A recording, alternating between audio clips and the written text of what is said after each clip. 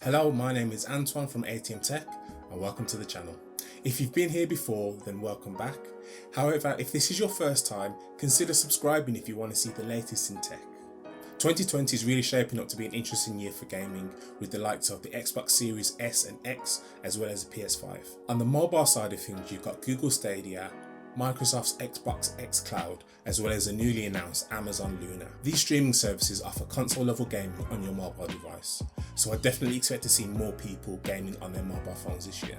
Because of this, I thought it would be good if I took a dive into the world of mobile gaming controllers and see what I could find. But before we get into that, let's run that intro.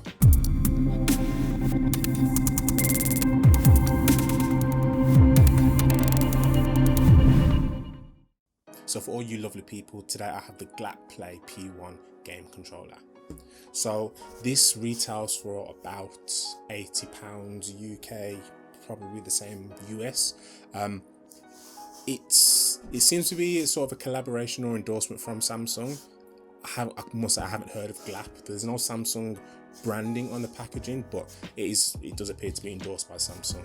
But yeah, so this is the, you get a nice hard carry case with it. It's actually pretty solid, but it needs to be when you see the controller. Right, so you open it up, and there we are.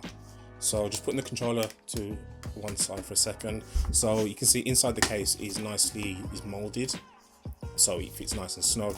And then this isn't really an unboxing video, but hey, in the box you get just you get a charging cable. It is USB Type-C charging, which is always nice, so you don't have to carry around a separate charger. So this isn't an unboxing per se. I have actually been using this for a while now. There we are. So first thing you notice, it's a big boy. It's definitely a considerable size controller, which isn't necessarily a bad thing per se, because it does mold quite nicely into your hands. So the first thing that really stood out to me when I started using the controller is the layout. So you've got your standard up, down, left, right D-pad. Your buttons, they are sort of Xbox style, A, B, X, Y. Two triggers, L2, R2, and then you've got L1 and R1. The analog sticks are in a bit of a unique position. So the left one is pretty standard, kind of Xbox style on the top, and then you've got the D-pad on the inside. But then the right hand analog stick is on the outside of the buttons, which is quite odd, to be honest. The buttons all have pretty solid feels to them. The analog sticks do click in. The triggers are true triggers, and they have some pretty decent travel. The R1 and L1 are clicky, and they're quite big buttons actually, definitely large buttons. And then you've got the buttons down below that correspond with the mobile devices. So you've got home, have got a power button, a OK button, and a play pause button as well. This is a Bluetooth device. There's no USB Type-C to connect anywhere into the device, so it does work over Bluetooth. That's important for two reasons. The first reason, because it's over Bluetooth, you are going to experience a tiny bit of latency. Not huge in my experience, but latency does exist compared to a direct connection. The second reason why the fact that this is Bluetooth sucks a little bit is because of the design. So you essentially wedge your phone in between the controller here. You're cutting off your charging port, so there is no way to charge your device and use the controller at the same time. So if you're going for an extended session, there's no way to extend that whilst you're playing. So that is a little bit of a bummer, and that has caught me out a couple of times. As I said earlier, it does charge via USB Type-C, which is just down here. In terms of battery life, I haven't been able to kill it in an entire gaming session in one go, so that's a plus. In total, I'd probably say an hour or so per day. I'm charging this maybe once a week, once every 5 days or so. So battery life is definitely solid, and I imagine there's a big chunky battery hidden in this grip somewhere, which is why the battery life is so good. Right, let's grab a phone and let's see what it's like. I've got here a Samsung S20 Ultra, 6.9-inch display, relatively thick with a case on. So let's see how that goes it fits pretty, it fits. I mean, it's kind of, I don't know if you can see, it's applying a bit of pressure onto my case, it's squeezing it down a little bit, but I mean, it's not going anywhere. One thing that really helps keeps your phone in place is so it's a very tractable system, spring loaded. So there's a button release just at the back, just here. If I press that, that releases the phone. But just to give you an idea how solid the springs are,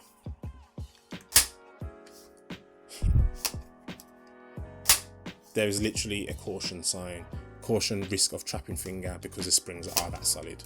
So your device isn't going anywhere. But anyway. So as I said, this is sort of putting a bit of pressure on my case a little bit, so it's probably better. I'd feel a bit more comfortable gaming with this if I took the case off.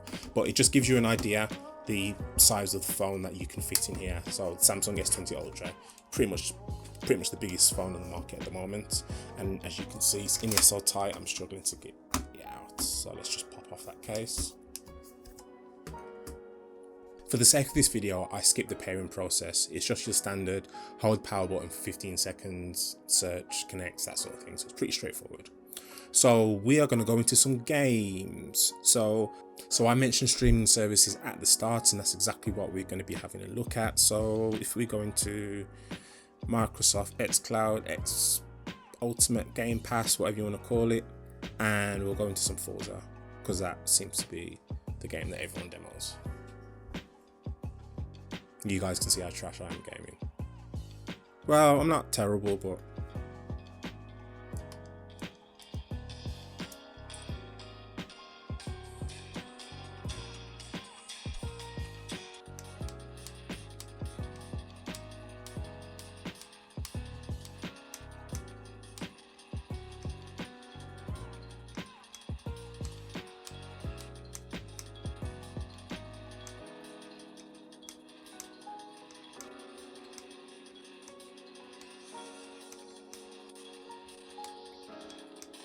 whoa.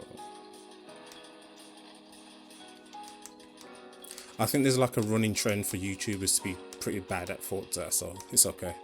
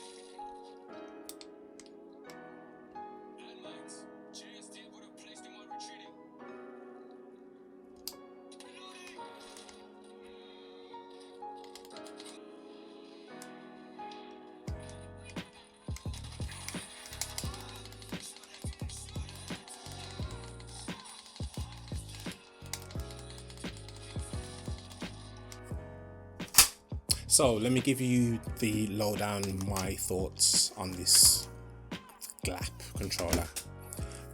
Honestly, not a fan. I think the one thing that it really has going for it is the build quality. It does feel really solid in your hands. There's definitely no mistake in the quality. Just the few main gripes I have. If you watch the gameplay, you notice that every time I move the analog stick, I was constantly always hitting the sides, because basically the dead zone in the middle of the analog is absolutely huge. So you really have to go right to the edges to get any sort of movement that affects any driving, any aiming, pretty much anything precision based. You do really struggle, and you have a real lack of control when it comes to these analog sticks. So I'm not a fan. I didn't really play any games to showcase this, but with these shoulder buttons, the distance between the trigger button and the upper shoulder buttons is quite big. With a normal Xbox controller, PlayStation controller, I'll control the triggers with my index finger, and then it's just a case of just sliding over if I need to use the upper shoulder buttons. But because there's such a big step from the trigger to the shoulder button, you're talking half a second, but it's noticeable and it's awkward. It's a sort of extra thing you have to think about, and you can't have the sort of response time that you would like to have.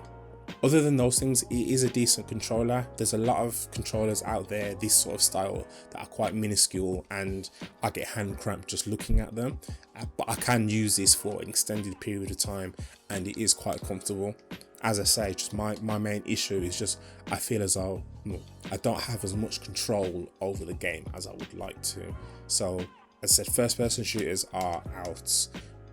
Driving games are out. For me, this is I'd play casual games with this. Nothing too competitive. Just keep it light. Maybe some Candy Crush, I don't know.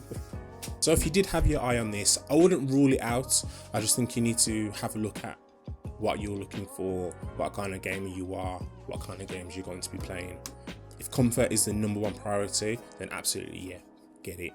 If competition, precision, control is your #1 priority, then I'd give this one a miss. So this sort of video was a bit different from me. So let me know in the comments below if you like this sort of format, or if you prefer my usual sort of talking head format. I mean, I have no issue with sitting in front of the camera, but if I can just play games for a video, then I'm never going to complain. But as I said, if you did enjoy this video, leave a like, comment below, and if you're not already subscribed, go ahead and click that button. And if you have subscribed recently, again, thank you. The numbers are going up slowly but surely, so I'd like to thank all my recent subscribers. You guys are heroes, and I appreciate you. That's enough from me. Peace.